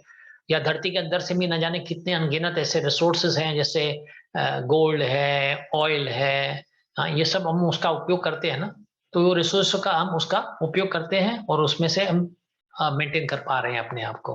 हाँ, तो ये भगवान समझाते हैं कि ये दोनों शक्तियां मेरी ही शक्तियां हैं, और फिर बाद में ये बताएंगे आगे चल के कि ये सब मुझसे जुड़ी हुई हैं। तो मेरे ख्याल से वर्ड्स खाली पढ़ लेते हैं ताकि आपको लिंक पता चले कि आज जो हमने पढ़ा था वो भगवान कहना क्या चाहते हैं उससे। हाँ, तो खाली वर्सेस पढ़ लेते हैं जल्दी में। तो एतद योनिनि भूतानि सर्वानिति उपदारयः अहं कृतस्नस्य जगत प्रभव प्रलय तथा। All created beings have their source in these two natures। देखिए, जो भी created being, जो भी जीव है, इनका जो कारण, इसका जो है, वो सब इन्हीं दो तत्वों में ही है। हाँ, परशक्ति और अपरशक्ति में, ये दो नेचर्स में ही है, यहीं से सब पैदा होते हैं। All that is material and all that is spiritual in this world know for certain that I am both the origin and the dissolution। लेकिन जो भी हमारे जो बताते हैं कि जो भी भौतिक है और जो भी आध्यात्मिक है, जो भी है इस संसार में, मैं ही उनका कारण हूँ और मैं ही उनका प्रलय हूँ। तो दोनों भगवान बोलते हैं मैं ही हूँ। ये आखिरी का जो बताते हैं, मत परतरम नान्यत किंचित किंचित अस्ति धनंजय मयि सर्वम इदम प्रोक्तम सूत्रे मणि गणा एव। फिर बोलते हैं अर्जुन को, there is no truth superior to me. हाँ, ये ध्यान दे दो, बड़ी बात, ये जो आज का जो हम सीख होगी ना हमारे लिए, ये सीख है। There is no truth superior to me. Huh? Everything is resting upon me as pearls are strung on a thread. हाँ, तो मैं आपको एक ये वीडियो क्लिप दिखाता हूँ, इसमें आपको पता चलेगा, जैसे ये वर्ड्स में बताना चाहते हैं। अभी यहाँ से अगर हम पर्ल का नेकलेस देखते हैं, तो apparently the pearl necklace seems to have only the pearls hanging on to nothing. ऐसे लगते खाली मोती हैं, ऐसे नहीं, जैसे मोती हैं टंगे हुए हैं, पता नहीं कैसे टंगे हुए हैं, कैसे लटके हुए हैं, कैसे जुड़े हुए हैं, हमें पता नहीं पड़ता। तो ऐसा लग रहा है हमेशा दिखने से, बट ये सच नहीं है, ये हकीकत नहीं है। अगर हम उसको खोलते हैं और उसको देखते हैं, तो उसमें से पता चलेगा कि कैसे ये धागे के साथ अंदर एक भीतर एक धागा है, हाँ, that beneath the pearls and hidden to our eyes there is a thread holding on to all the pearls. देखो ये इंसान जो फैक्ट्री में बना रहे हैं, एक सुई और एक धागा लेके ये पर्ल्स, ये जो मोतियां हैं उसमें डाल दे रहा है। तो ये ऐसा लग रहा है कि एक नेकलेस है, उसमें मोती ऐसे लटके हुए हैं, लेकिन इसके भीतर है एक धागा है। तो कृष्णा ये बोलते हैं कि ये सब जो है मेरे में ही आधार रखते हैं, मुझ में ही आधार रखते हैं। तो जो धागा है जो दिखता नहीं है ना, वो धागा मैं हूं, मुझसे ही जुड़े हुए हैं, मेरे वजह से ही जुड़े हुए हैं। अगर मैं नहीं होता तो ये पर्ल्स जो ये जो दाने हैं वो आपस में नहीं मिलते, वो इकट्ठे होते ही हो ही नहीं सकते थे इकट्ठे। हाँ, तो अभी अच्छा, इसमें से अभी दूसरा भी आप निष्कर्ष निकाल सकते हैं कि अभी जस्ट बिकॉज आपको ये धागा नहीं दिखता, तो इसका मतलब है क्या धागा नहीं है? आपको धागा नहीं दिखता तो इसका मतलब धागा नहीं है, तो ऐसे ही खड़े हैं क्या? तो यही जो निर्विशेष वाले होते हैं, जो निराकारी वाले हैं, यही समझते हैं क्योंकि धागा दिखता नहीं है तो धागा है नहीं। लेकिन अगर धागा नहीं होता तो ये दाने कैसे आपसे जुड़े होते आपस में? तो जुड़े हुए हैं क्योंकि धागा है उसमें। तो कृष्णा यही ये कहना चाहते हैं इस वर्स में, कि जिसमें ये बोलते हैं, all created beings have their source in these two natures. Of all that is material, all that is spiritual in this world, know for certain I am both the origin and dissolution. O conqueror of the wealth, there is no truth superior to me. Everything is resting upon me as pearls are strung on a thread. ठीक है, कि आज समझ में आए आज की बात, यानी ये थी कि एवरीथिंग जो भी क्रिएशन बनी हुई है, पूरी क्रिएशन की क्रिएशन है भगवान के दो शक्तियों के कारण है। और वो दो शक्ति जो है परा और अपरा शक्ति होती है। हाँ, इंफीरियर एंड सुपीरियर एनर्जी, जो या भौतिक जो रचनाएं हैं वो इंफीरियर है, वो कम है मात्रा में, यानी, और जो सुपीरियर एनर्जी है वो हमारे जो जीव आत्मा है। क्योंकि जीव आत्मा हम भगवान के अंश ही हैं, हम में कुछ कुछ गुण, भगवान के भी गुण हम में, सब में है। सब जो भगवान के गुण है वो हम में भी है, लेकिन कम मात्रा में है। लेकिन हम भी, इसलिए हम इस सृष्टि का उपयोग करके हम उसका लाभ ले रहे हैं, हम उसका फायदा ले रहे हैं, कर सकते हैं। लेकिन गलत लाभ ये होगा जब अपने भौतिक इंद्रियों के लिए हम उसका भोग करते हैं, लेकिन उसका उपयोग अगर भगवान की सेवा में करते हैं तो वो सही लाभ होगा, वो सही उपयोग होगा, उस वस्तुओं का सही उपयोग होगा। वरना फिर अब गलती करते ही जाएंगे, और गलती ना जाने कितने जीवनों तक करते आ रहे हैं और फिर करते रहेंगे। तो ये गलतियों से बचना है, भगवान हमें ये ज्ञान दे रहे हैं कि इन गलतियों से बचो।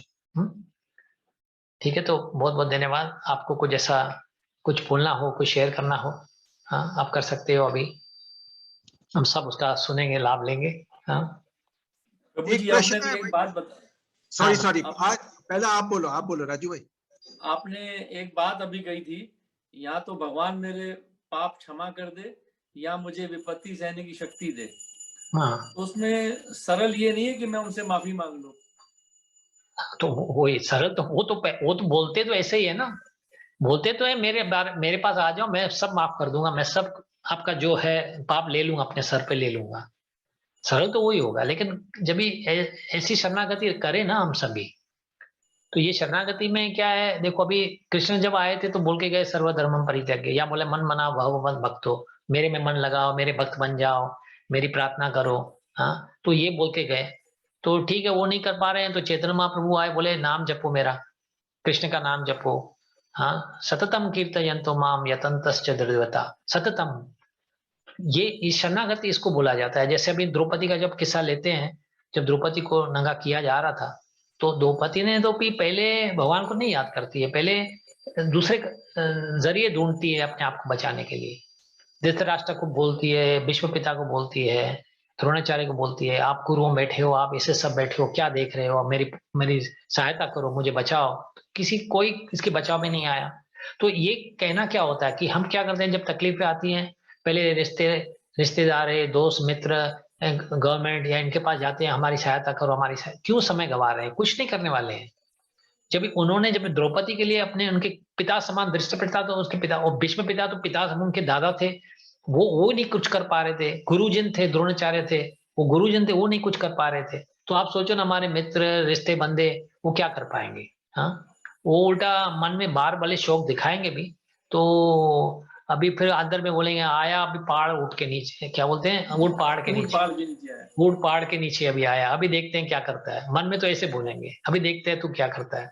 तो ऐसे नहीं, भाई सीधे भगवान के पास समय गवाओ मत, सीधे भगवान के शरण ले लो, जो बताए गए रास्ते हैं। देखो देर हो गई लेकिन अंधेर नहीं है, समय लग जाएगा लेकिन उसका फल बहुत मीठा होगा। जितना समय लगेगा उतना फल मीठा आएगा। हाँ, एक्चुअली वो लगता है हमें कि कुछ कर नहीं रहे, लेकिन तुरंत होता है।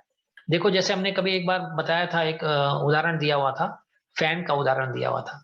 आप सपोज फैन चलता है, उसको बंद, आपको उसको रोकना है। जब भी आप इलेक्ट्रिकल करंट से उसको डिस्कनेक्ट करते हो, तो इसका मतलब तो नहीं फैन इमीडिएटली बंद हो जाता है। वो चलते रहता है अपने आप, फिर समय के बाद बंद हो जाता है। तो हमारे कर्म भी ऐसे होते हैं।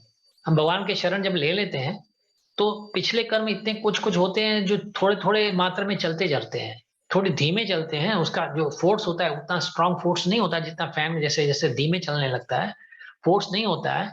और हमारी शक्ति बढ़ती जाती है, भगवान भी बीच में आने लगते हैं। कुछ कुछ तो अपने सर पे ले लेते हैं, अपने सर। तो उनको फिर आपको धीरे धीरे पता चलेगा कि ये सब आपके पिछले कर्म सब धुल जाते हैं, माफ हो जाते हैं। थोड़ा उसमें पेशेंस और श्रद्धा, मेन तो है श्रद्धा होनी चाहिए। हाँ, अश्राद्ध अज्ञान नायम लोकोस्ति न परो सुखम संशय आत्मन। जो श्रद्धा जिसको नहीं होती है ना, हाँ, और ज्ञान नहीं होता, वो इस लोक में भी तो खुश नहीं होगा, परलोक में भी खुश नहीं होगा, कहीं नहीं खुश होगा। अश्रद्ध लोगों के लिए यही बात है, श्रद्धा बहुत जरूरी होती है। श्रद्धावान लभते ज्ञानम तत्पर सम्यत इंद्रिय ज्ञानम लब्ध्वा पराम शांतिम। एक बार आपको श्रद्धा होती है, ज्ञान आती है, पराम शांतिम। शांति तो चाहिए हमें एक्चुअली। हमें थोड़ी कुछ, देखो पैसे का भी मकसद क्या होता है, पैसे का मकसद क्यों कमाते हैं लोग, क्योंकि हम आगे की जिंदगी शांति से जी सके। सब ये भ्रम है, ये भ्रम है। कैसे आप सोचोगे कि आप हीटर चला के ठंडी हवा आएगी, आप हीटर चलाओगे तो ठंडी हवा तो नहीं आएगी ना, गर्म हवा ही आएगी। तो पैसे भी ऐसे, जो धन दौलत ही ऐसी है, ये सोचेंगे कि हम उससे शांति आने वाली है, तो वो गर्मी देने वाला है। वो आपको एक्टिव ही रखेगा कि आप सोचोगे कि मुझे करना ही पड़ेगा, क्योंकि एक बार धन आया तो उसको कैसे बढ़ाया जाए या उसको संभाला कैसे जाए, इसका ये तो निरंतर निरंतर आपको कुछ ना कुछ उसको सोचना ही पड़ेगा। लेकिन ये बात है, पीस चाहिए। हाँ, शांति मृच्छति, अगर शांति चाहिए तो हमें भगवान के चरण को स्पष्ट तो करना ही है, उसको इस चरण में जगह ले लेनी है कैसे भी करके। और विश्वास रखना है कि हो जाएगा। देखो तकलीफें आएंगी, हर इंसान को तकलीफें कुछ ना कुछ मात्रा में जरूर आती है। अलग अलग पैकिंग अलग अलग होती है, जैसे वस्तु एक ही होती है लेकिन इस डिफरेंट पैकिंग। हाँ, तो किसको किस प्रकार की तकलीफें हैं, किसको किस प्रकार की। लेकिन ये सोचना नहीं है कि दूसरों को भी तकलीफ है, मुझे भी तकलीफ, तो ठीक है। नहीं, ये सोचना है तो हम संसार में हैं तो आनी है तकलीफ, ठीक है, झेल लेंगे झेल लेंगे। भगवान की शरण में आके उसकी शक्ति, उनकी उनकी उनकी कृपा पाके हम झेल लेंगे। जो और जितने अगर कर्म धुलते जाएंगे, पीछे नए कर्म करेंगे नहीं, तो बस एक दिन तो हमारी ब्लैक बोर्ड साफ हो जाएगा। ब्लैक बोर्ड साफ हो जाएगा तो फिर हम, कोई हमारे यमराज हमें पकड़ नहीं सकते, बोल सकते हैं बैठना है अभी, बैठे अजी तुम बैठना है। अरे ब्लैक बोर्ड खाली हो गया, अभी तो कुछ है ही नहीं उसमें। नहीं।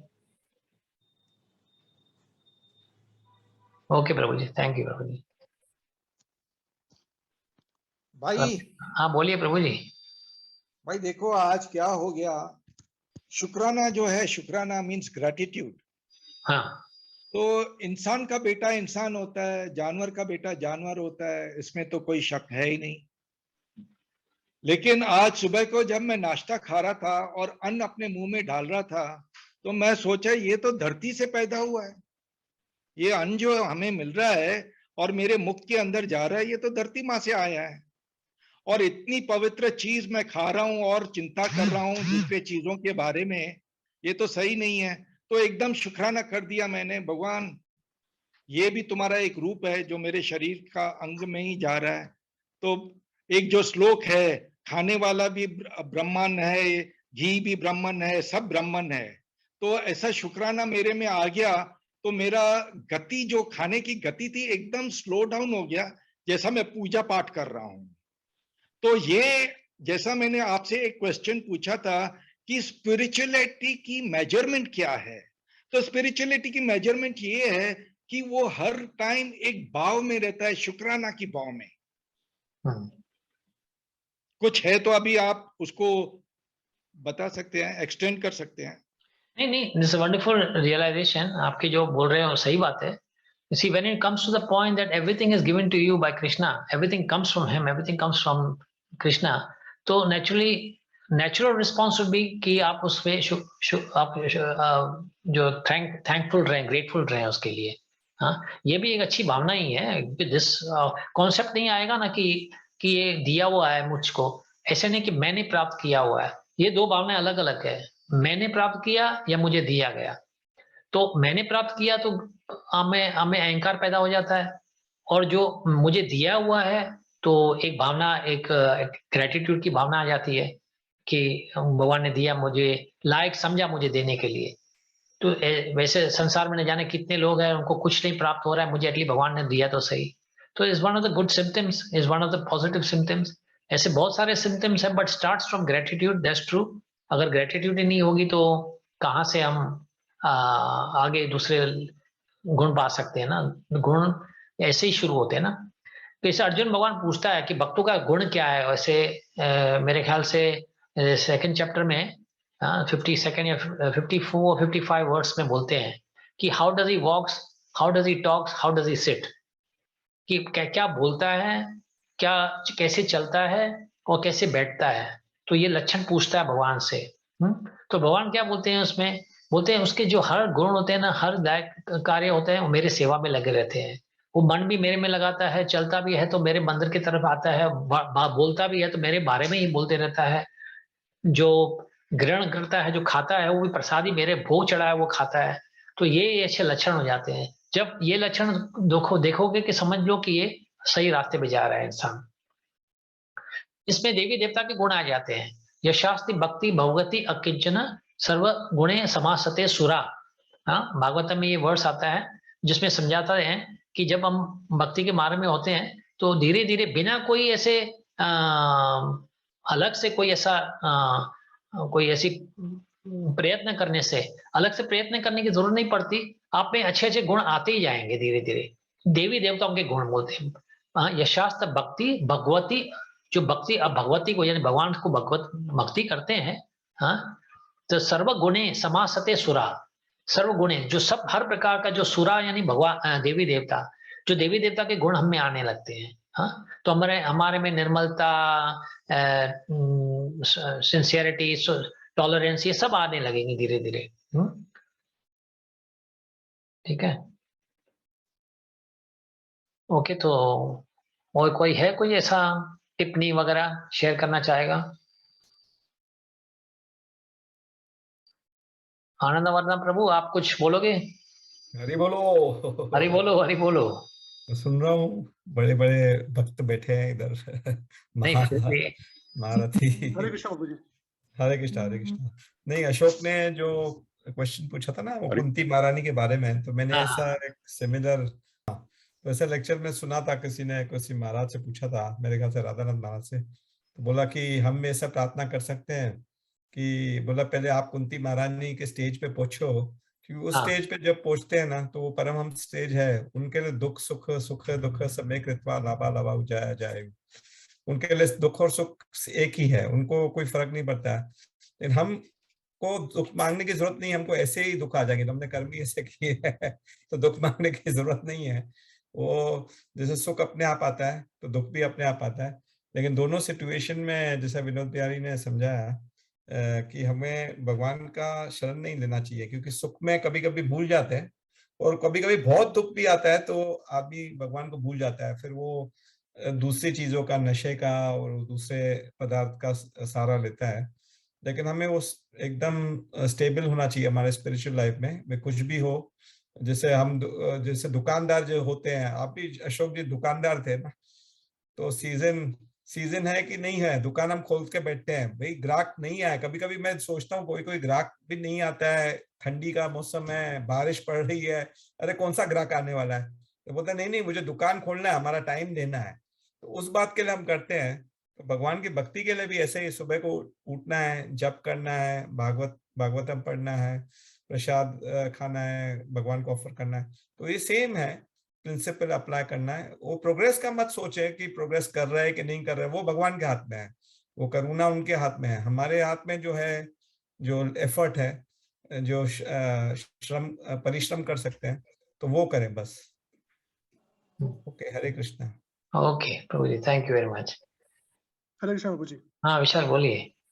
प्रभु जी, what is the biggest obstacle हमारे और कृष्णा के बीच में, कृष्णा को ज्वाइन करने के लिए क्या है? What is the biggest obstacle?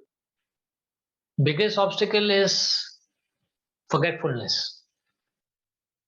Prabhupada used to explain कि हम भगवान को भूल जाते हैं, बस ये बड़ी में बड़ी हमारी not the mind, it's a forgetfulness, right? Forgetfulness of Krishna या आवर कॉन्स्टिट्यूशनल नेचर।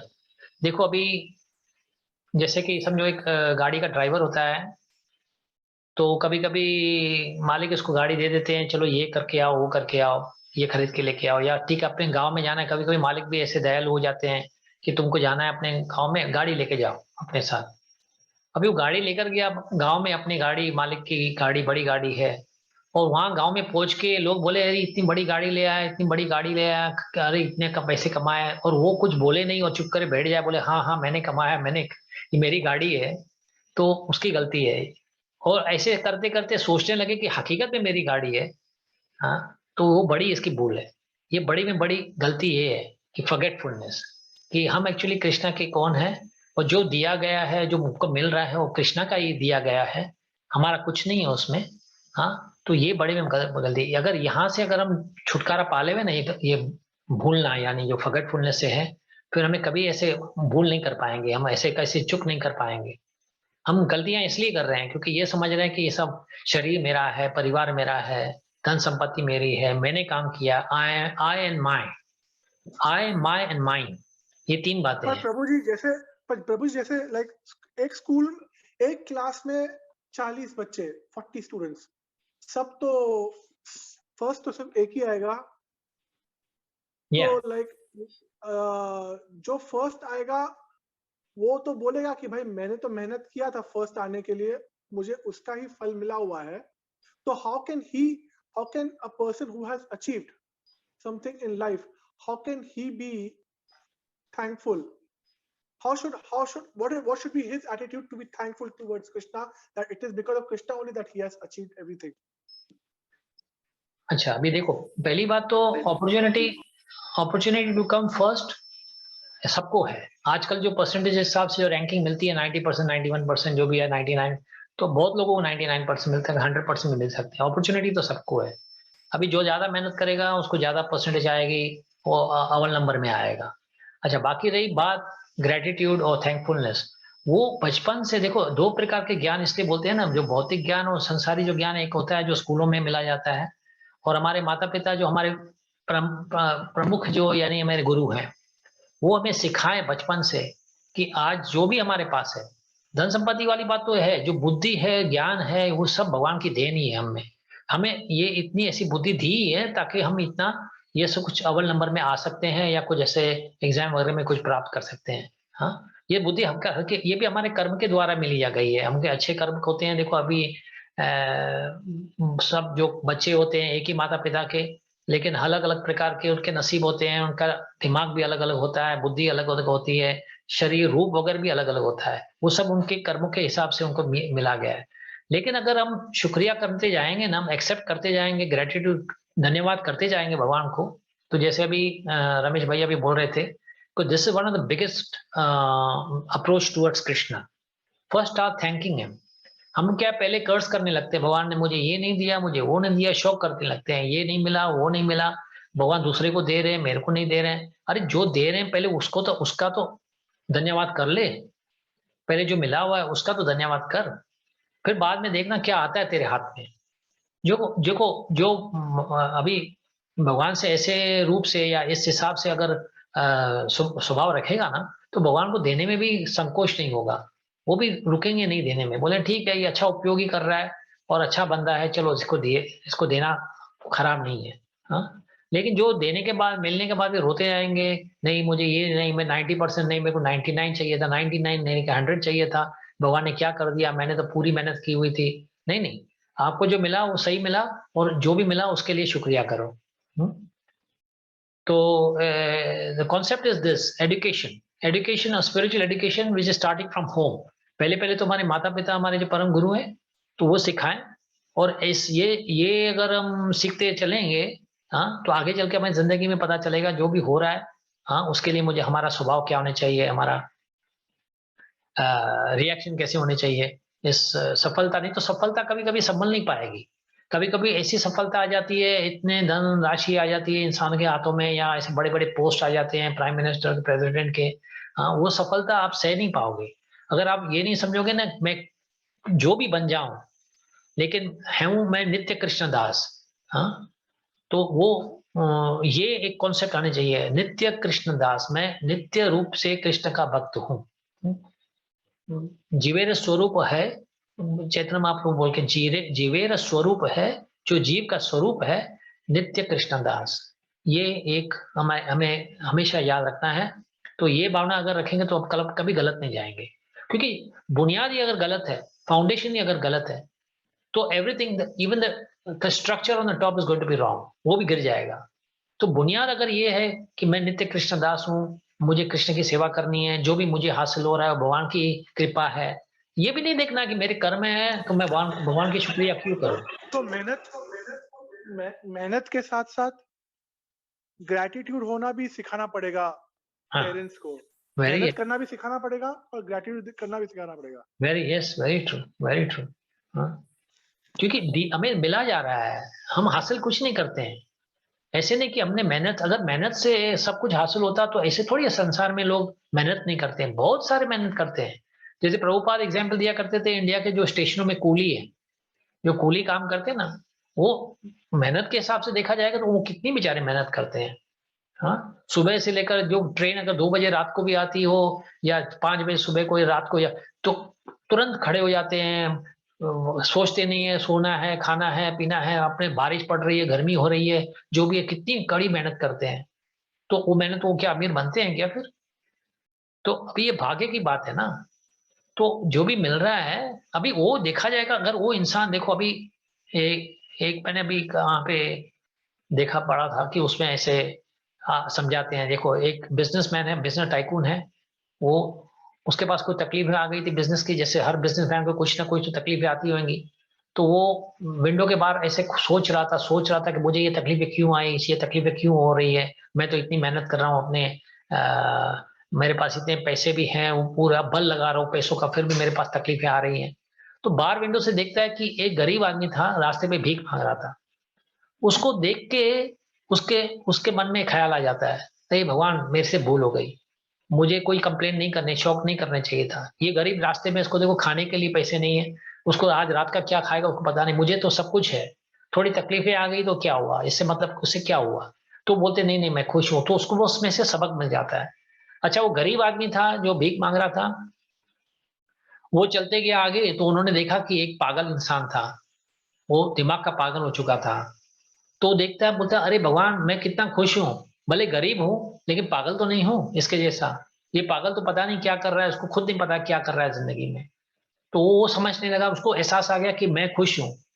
हाँ, पागल इंसान आगे चलता है, देखता है तो एम्बुलेंस में गाड़ी जा रही थी, पी पी पी पे पे पे करके जा रही थी, घंटियां मार के, जो ऐसे चलती हैं जैसे एम्बुलेंसेस। तो वो पागल भी था, वो भी शुक्रिया करता है भगवान का, बोलते हे भगवान, मैं भले पागल हूँ फिर भी ठीक हूँ, वो जो मरीज के तो नहीं हूँ, एम्बुलेंस में जाता वो मरीज तो नहीं हूँ, चाहे वो मरने वाला हो, मैं मर तो नहीं रहा हूँ। तो ऐसा होने चाहिए एटीट्यूड। हम जब भी नीचे करके देखेंगे ना, न जाने करोड़े लाखे करोड़े लोग हैं हमसे जो नीचे हैं, और भगवान ने हमको जो दिया हुआ है, बहुत कुछ दिया हुआ है, जिसके लिए हमें शुक्र करना चाहिए, हमें धन्यवाद करना चाहिए भगवान का। हाँ, तो ये एटीट्यूड तो बहुत जरूरी है। Count your assets, count what you are having in hand. ऐसे नहीं जो नहीं है, हम अक्सर हमारी मेंटेलिटी जाती है जहां पे जो हमारे हाथ में नहीं है हमारे पास। हाँ, तो उसके लिए कंप्लेन करते रहते हैं, तो वो बड़ी गलत है। हमारे हमें हमारे प्रति हमारा जो ये स्वभाव है, गलत स्वभाव है। Okay Vishal Prabhu. Hare Krishna, thank you. Okay then, Prabhuji, then thank you very much. I think we'll stop for now.